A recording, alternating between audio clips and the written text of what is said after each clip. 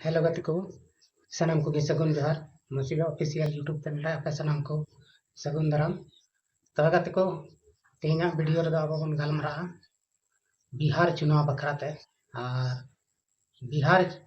चुनाव रे जेएमएम ची रोल तहनते ओना को बखराते के थीम बन गलमरा हेमंत सोरेन ची प्लाने बनाव करा ओना को बखराते बन गलमरा अदो बिना विलम्ब करते दिलाबन तबे वीडियो बन स्टार्ट लगे तबे गते को बिहार चुनाव थोड़ा विलम्ब ᱧᱚᱜ गया मेनखान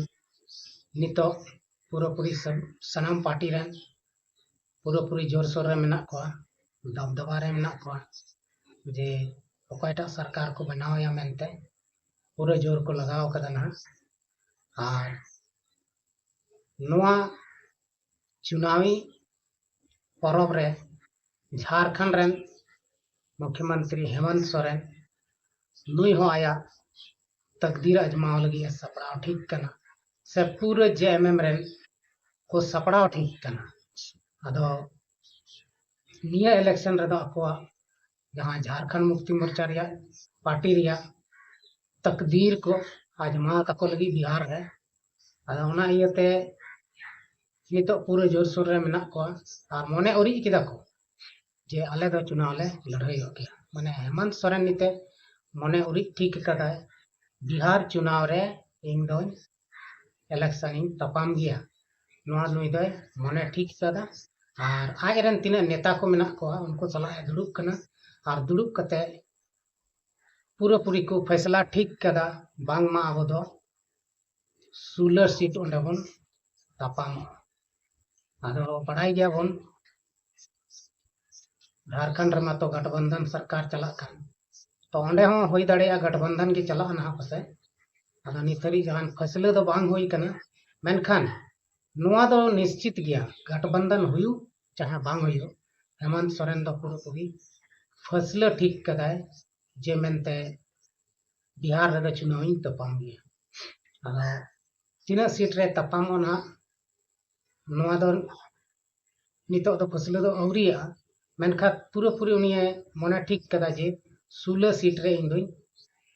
चुनाव इन लड़ाया इंग्रेन कैंडिडेट इन फेड को तिना आदो ओका को जायगा रे ना कोई फेड को ओना को दो तायम दाराम बन बड़ाया मेनखा नितो नो तेहना वीडियो रे अब बन बड़ाय दाड़िया जे मेनते ओका को जायगा रे उनी दाबा दबी मेन जों कना जे नोआ को जायगा रे इन चुनाव इन तपाम दाड़िया अदो थोड़ा गान ना लिस्ट के नोड़े बन नेला ओका को जायगा रे उनी तपाम लगी तो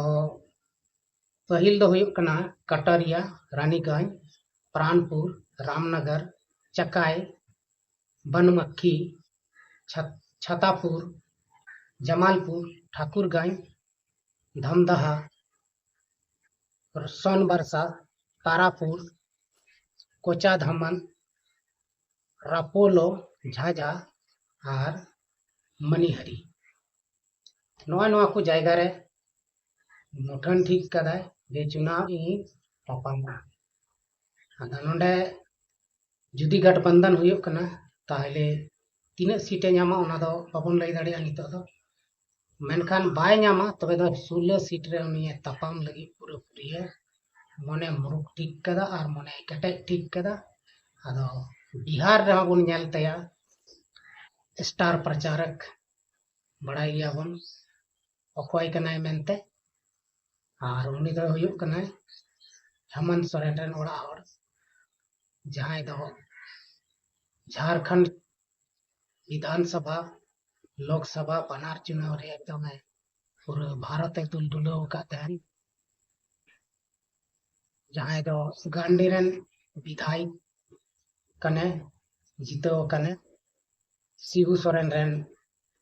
तलाय किमिन और उन्हीं की पूरे बिहार में पासे दुलदुलवाना अब बन बढ़ाई गया उन्हें तो अड़ी चीज को मेना अड़ी जोर शोर ते प्रचार और पूरे फेमस कना पूरे वर्ल्ड रे फेमस कना बुझका पे चेदा से उनियाग बल तेगे झारखंड रे दोबारा हेमंत सोरेन मुख्यमंत्री बनावना और उनी दो हुयुग कना कल्पना मुर्मू सोरेन अदो नुया जलवा बन नेलते बिहार रे तिना अटे आया जलवाय दो दाड़े कना और तिना भागे प्रदर्शन करते पार्टी और जीते दिलाव दाड़े को कना से बा नोआ दो चुनाव सेटेरो तबे दोन बड़ाय दाड़ेया अदो नितो झारखंड रिया मा झारखंड रिया स्थिति परिस्थिति में बन नेले कान गे झारखंड रमा मैया सम्मान योजना तेगे हड़ भुलाव कते जीते एनते मुख्यमंत्री लगातार दोसर धाय बनावना और नितो कमी दे ची रफ्तार रे कमी दा नोआ बन नेले कान गया जे रफ्तार रे उनी रोड ले ओना रफ्तार रे दो कमी को बांग चला कानते मेनखान लगाव दय लगाव कान गया पीछे दो बाय हटा कना थोड़ा गन नेलोगो कना आया मने लेका बाय कमी दा एटा हड़ा मने लेका कमी दा झारखंड रे जहां कमी लगती कना ओना बाय कमी दाड़े कना और आज ची कोई वादा लेदा ओना को बाय कमी दाड़े इसलिए आज इस करते बाय कमी दा उनी दो माने एटा हड़ को हैंडल दिया उनका बुझाव कना और दुनिया रन हड़ को मेनदा जे हेमंत सोरेन आया मने लेका बाय चला कना ओनाते नितो उनी ऊपर ते आदिवासी समाज रेन हड़ पूरा को रंगावाय कना और उनी विरोध रे को नितो आंदोलन किदा चक्का जाम किदा को बंद किदा को एनते उनी बाय बुझाव लेदा और उना फ्लाईओवर जहां सिमर टोल रे बनाव कान ओना उद्घाटन किदा 4 जून को बंद लेदा तो उनी 5वां जून लगी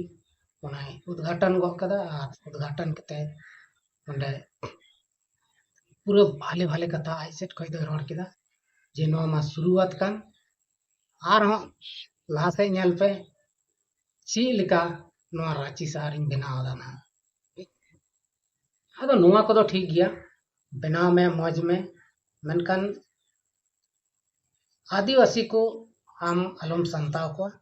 आदिवासी को दुख अलम मा को नोआ गे इन्या रिक्वेस्ट मुख्यमंत्री हेमंत सोरेन टे मनकन जहां सिमर टोली रे ना धर्म स्थान सरना धर्म स्थान ओडे दो मनकन बिस्ते बाय कमी लगा और ची बुन मेना आदिवासी होय कते जदी बेस बाय कमी तबे दो अडी दुख रिया कथा कना तब नौका तो बांग कमी चेंज कना अपनार समाज से अपनार धर्म ओना को लगी तो जगह हो बंचाव दो जरूर कान गया और अपनार रेन हड़ आम जदी बाम देख रेख को तबे एटा हड़ दो आम ची आम चिका दाड़े को और उनको एटा हड़ दो आम तीना दिन को आम को गड़म बाको गड़म उनको चपा गिडी कमा को लेंगा तीते सा कते को चपा गिडी कमा ओका से चो आम नामो निशाना के बांग ᱧᱟᱢᱚᱜ ᱛᱟᱢᱟ अदो ओना इयते ध्यान दो जरूर कान गया आदिवासी प्रति संताल परसी आम जदी बाम ध्याना तबे दो जहान लाभ दो बाम ᱧᱟᱢᱟ चुनाव लहारे सनाम नेता गे अडी लटू लटू को वादा किदा अडी लटू लटू को दावा किदा मेनखान नितो चुनाव चबायना सरकार बनावना तो का से को थीर चबायना सनाम मिटेन हो बनो अदो नुंका दो बांग हुयो चाहिए